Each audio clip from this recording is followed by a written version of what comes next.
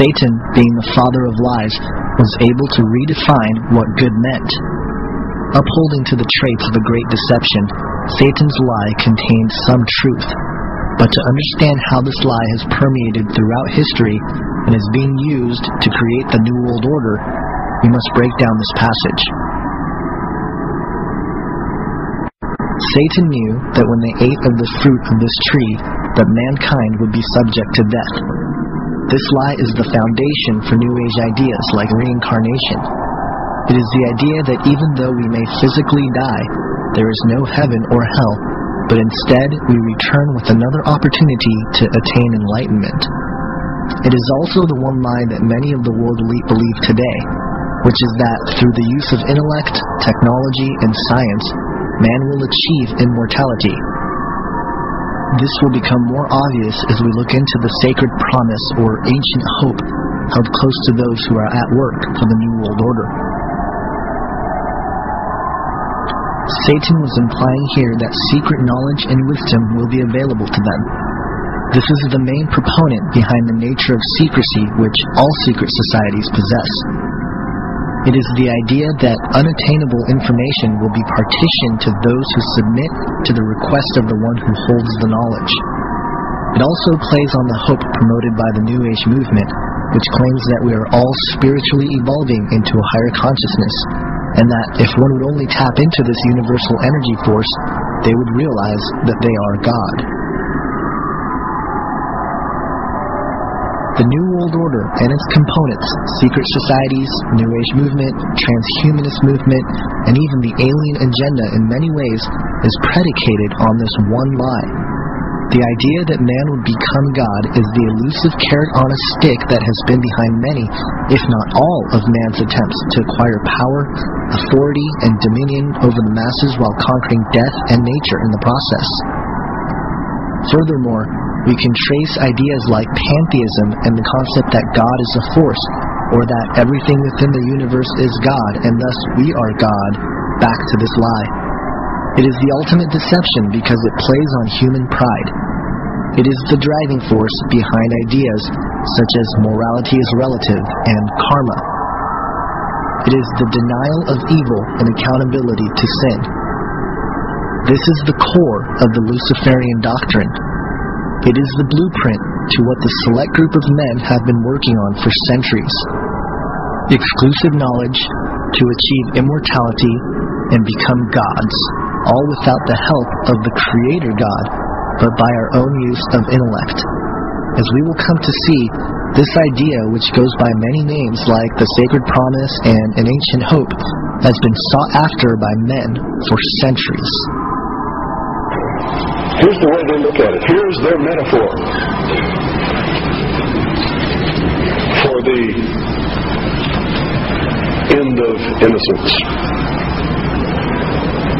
Adam and Eve were held prisoner in the Garden of Eden by an unjust, cruel, and vindictive God.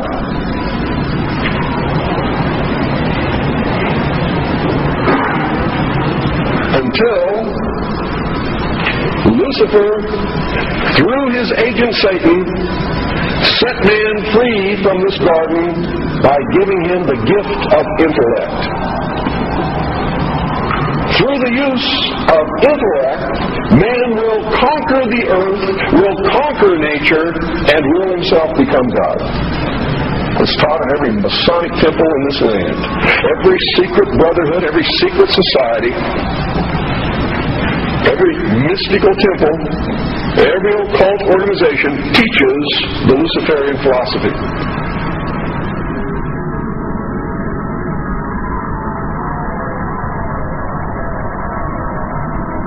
When our founders declared a new order of the ages, they were acting on an ancient hope that is meant to be fulfilled. I believe, and if you read esoteric wisdom philosophers and teachers and so on, this ancient hope is the idea that there has been a plan, an ambition, contained within secret societies for thousands of years to resurrect the lost empire of Atlantis. And for those who don't know, the whole idea of the new Atlantis and the New World Order and the New Order of the Ages are, if you read the writings of these societies, they are all one and the same thing. The ancient hope of which Bush refers to in his second inauguration speech demonstrates that Bush, or at the very least the authors of his speech, are well aware of the plan initiated by an ancient occult hierarchy, now operating as secret societies to forge a world empire. The promise to those who help build this empire is that they will attain godhood themselves and become a part of a family of perfected human beings.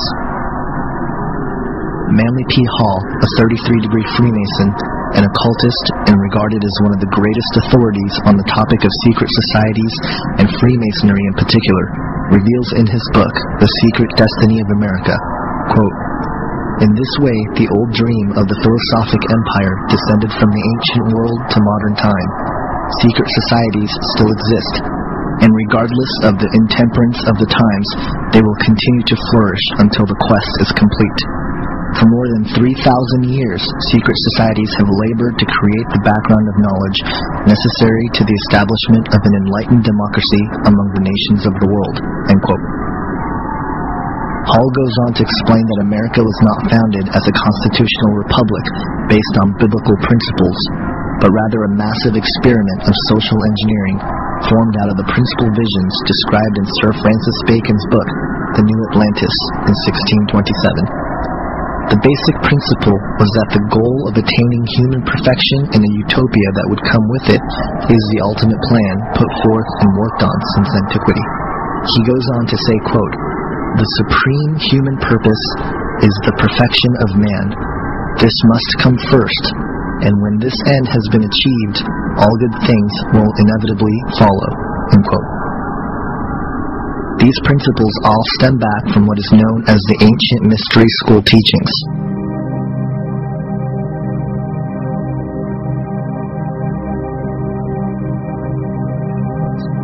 The ancient mystery school teachings is an esoteric, spiritual wisdom and philosophy passed down by the initiated elite for centuries.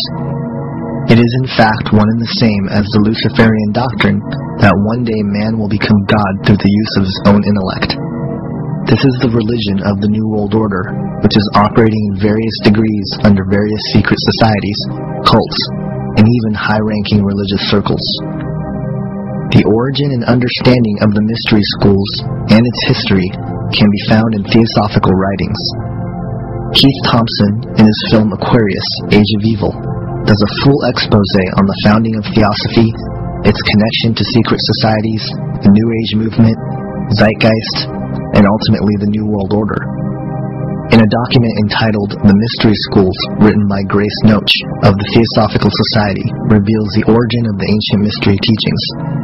She opens the document, quote, "Millions upon millions of years ago, in the darkness of prehistory, humanity was an infant, a child of Mother Nature, unawakened, dreamlike, wrapped in the cloak of mental somnolence. Recognition of egoity slept, instinctual consciousness alone was active.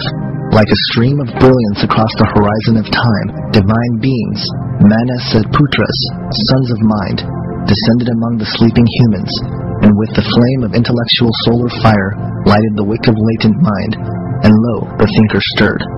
Self-consciousness wakened, and man became a dynamo of intellectual and emotional power, capable of love, of hate, of glory, of defeat. Having knowledge, he acquired power. Acquiring power, he chose. Choosing, he fashioned the fabric of his future, and the perception of this ran like wine through his veins." End quote. She goes on to explain the Atlantean connection as, quote, "Time marched on and the race waxed lustily in power. As Zumeria gave birth to Atlantis, the third race to the fourth, the fiercest battle was waged. The war between the lords of light and truth and the lords of darkness and ignorance. Thus were established some 4 or 5 million years ago, when Atlantis was threatening to destroy itself through spiritual iniquity, the first mystery schools. From these early centers sprang other mystery schools in all parts of the Atlantean world. By the time the Atlanteans were in their heyday of material splendor, these schools were working their hardest to stem the increasing tide of sorcery." End quote. H.P. Blavatsky, founder of Theosophy and touted as one of the greatest writers on the topic of the occult and esoteric wisdom, stated that her book, The Secret Doctrine, is the reemergence of the ancient mystery school teachings, as quote, "The secret doctrine is the accumulated wisdom of all ages, the mysterious power of occult symbolism, that the facts which have actually occupied countless generations of initiated seers and prophets to marshal, to set down and explain in the bewildering series of evolutionary progress. It is the uninterrupted record covering thousands of generations of seers whose respective experiences were made to test and to verify the traditions passed orally by one early race to another of the teachings of higher and exalted beings who watch over the childhood of humanity." End quote. Alice Bailey, a theosophist and writer, co-founder of Lucis Trust, formerly known as Lucifer Publishing, wrote in her occult classic known as The Externalization of the Hierarchy regarding the initiation of all humanity into the ancient mystery schools, as quote, "This little-known divine energy now streams out from Shambhala. It embodies in itself the energy which lies behind the world crisis of the moment. It is the will of God to produce certain racial and momentous changes in the consciousness of the race which will completely alter man's attitude to life and his grasp of the spiritual, esoteric, and subjective essentials of living. It is this force which will bring about, in conjunction with the energy of love, that tremendous crisis, imminent in the human consciousness, which we call the second crisis, the initiation of the race into the mystery of the ages, into that which has been hid from the beginning." End quote. The foundation behind all that is the ancient mystery school teachings are founded upon the idea that, once again, man was given the gift of creativity and intellect so that we ourselves can achieve godhood and become the divine beings of which we were supposed to be through the process of evolution. This idea goes directly against biblical Christianity, who offers salvation to anyone who believes in Jesus Christ.